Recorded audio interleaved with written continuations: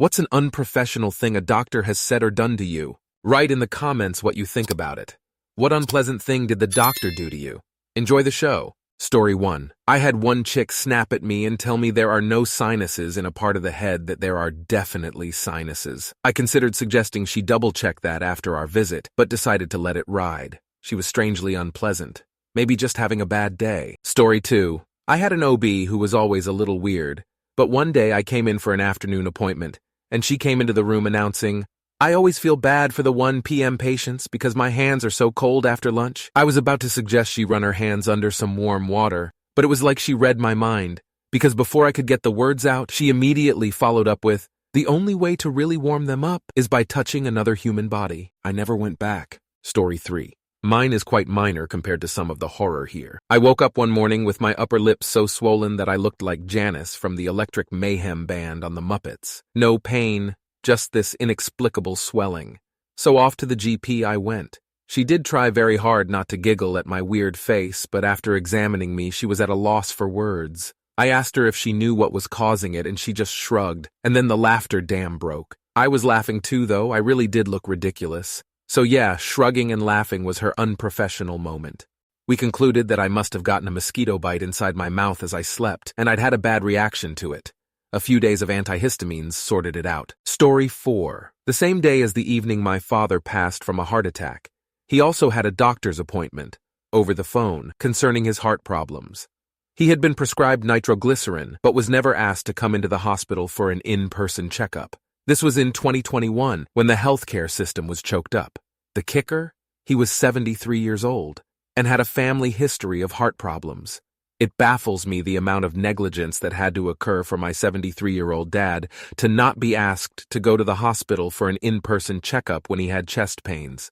Apparently, our family doctor said she considered leaving the practice after hearing about his passing. She is still my family doctor because there are no others here. I assume he also had that feeling of impending doom, as he was very type A and kept all of our important documents in a fireproof safe.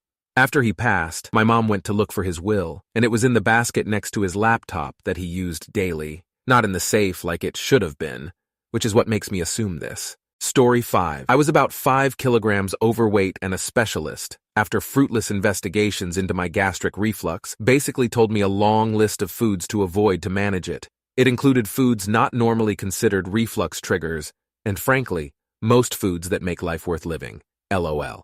I said, "There's nothing left," he said rather disgustedly in a way that left no doubt to his meaning. "Well, you're not going to starve to death. The kicker is, I actually had gallbladder disease and he missed it." Story 6. I couldn't shit from New Year's through to the middle of March. Didn't realize how serious it was at the time because I felt fine other than the horrible pain, so was calling it No Poo 2024.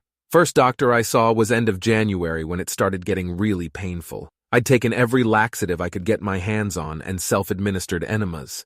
They told me, "Just keep trying, it'll come out eventually. You must have got some of it out already. It's just not possible to have gone this long without releasing your bowels." Second doctor I saw said I must be exaggerating because I would be dead if I really hadn't pooped for that long.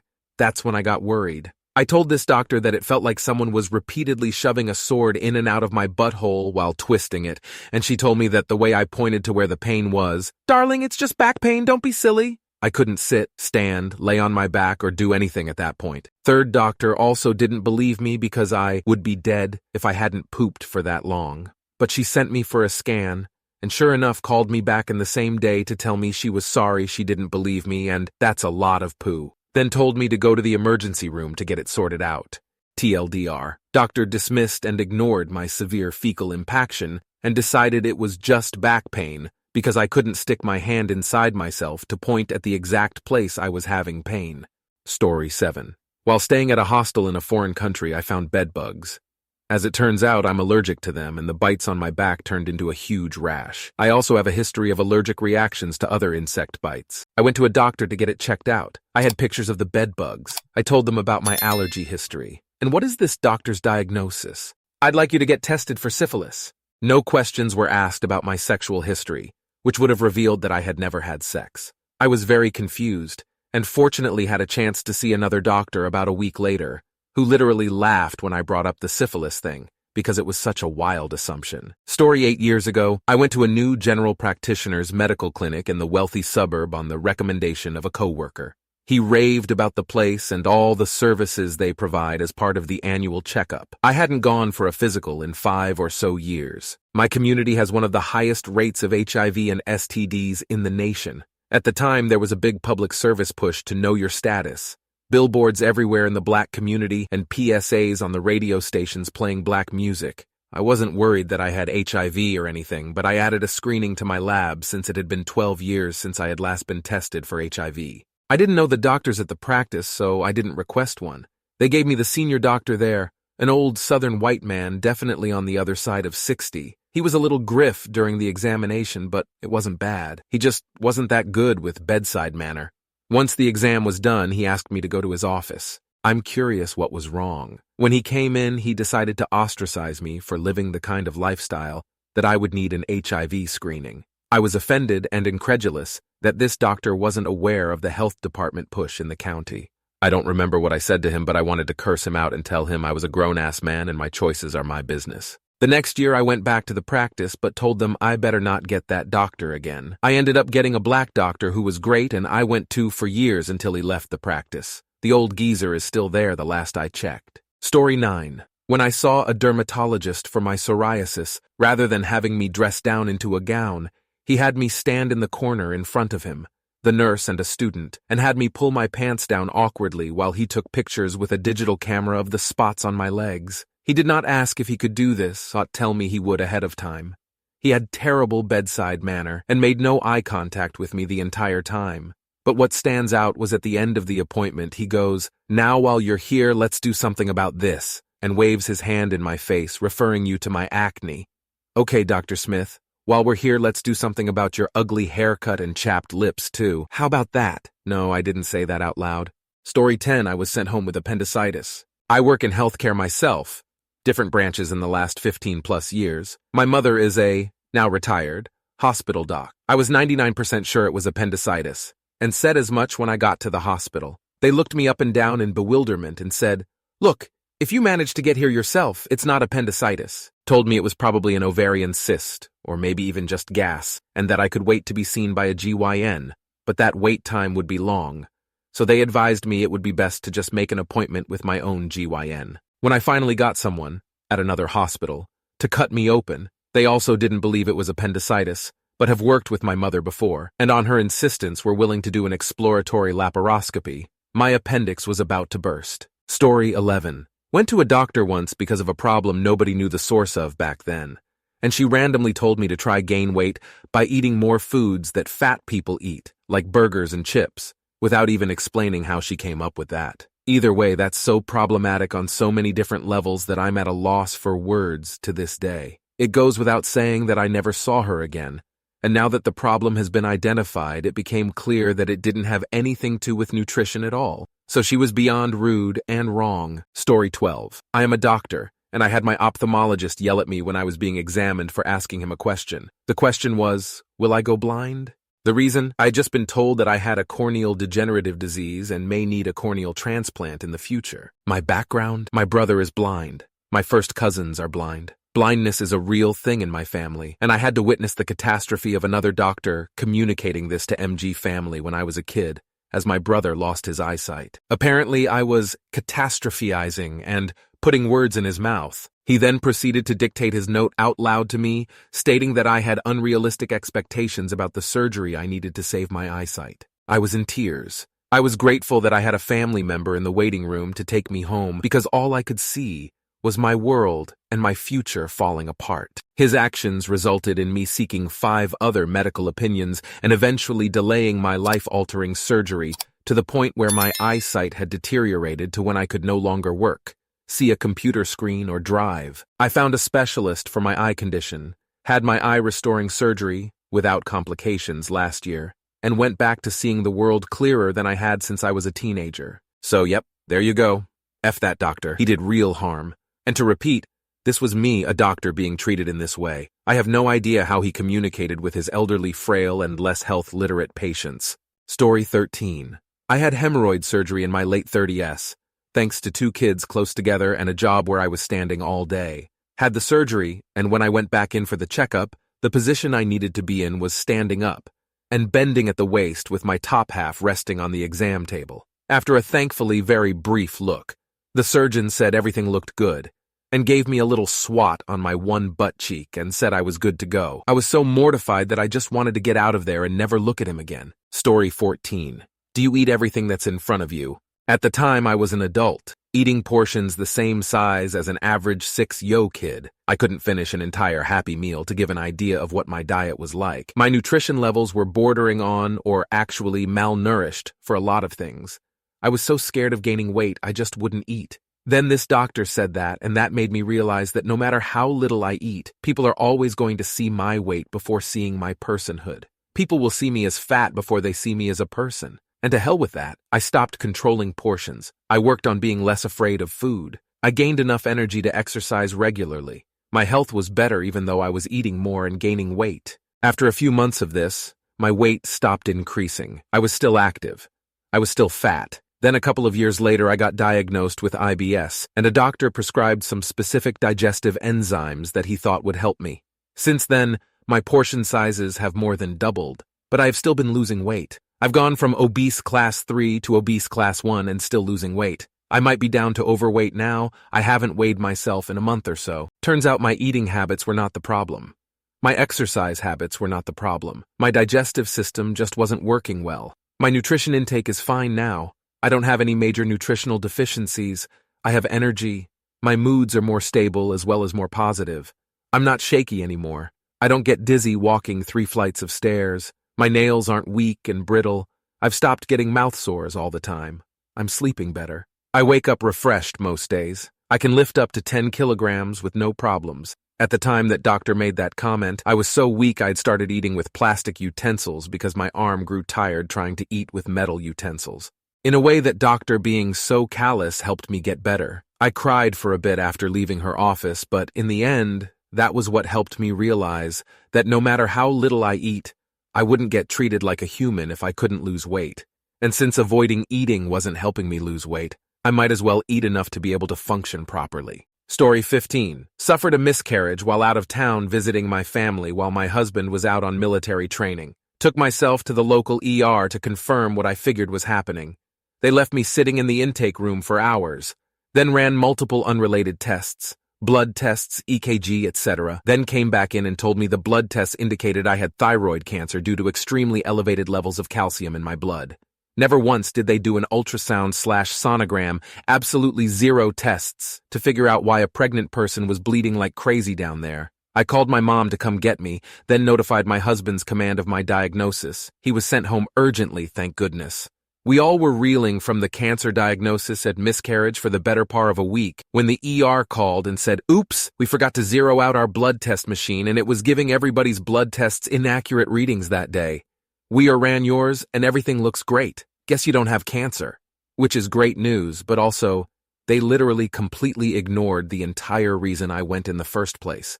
I never got a confirmation of miscarriage until I got back home and went to my regular OBGYN, who was absolutely livid and ended up taking the ER doctor's information from my records and filing a report against him on my behalf. Lost my faith in the medical system that day. I will never trust doctors again. Story 16. Suffered a dog bite to my thumb. Get antibiotics meds. My thumb slowly dies and rots away day after day.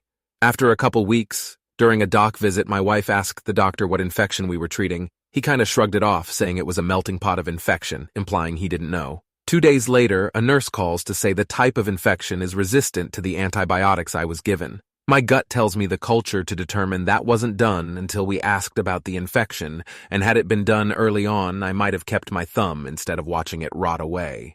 Story 17. When I was 11, I started having severe abdominal cramping, especially in the mornings. The pain would get so bad I'd throw up, but once the cramping eased up, I had no other symptoms. Very little residual tenderness. My mom took me to doctor after doctor who basically shrugged. No referrals, no nothing. She finally took me to my dad's doctor, who was hard to get in to see but was highly, highly respected in my area. He spent about a minute pressing on my abdomen, then looked at my mom while I was right there and said, "Do you let her play video games when she stays home from school? You shouldn't do that. Make sure staying home from school is boring." I totally gave up on ever getting help. Stopped telling anybody about new weird symptoms I was developing. Assumed no doctor would believe me, and knowing what was happening would just stress my mom out. Turns out I had an emerging autoimmune disorder.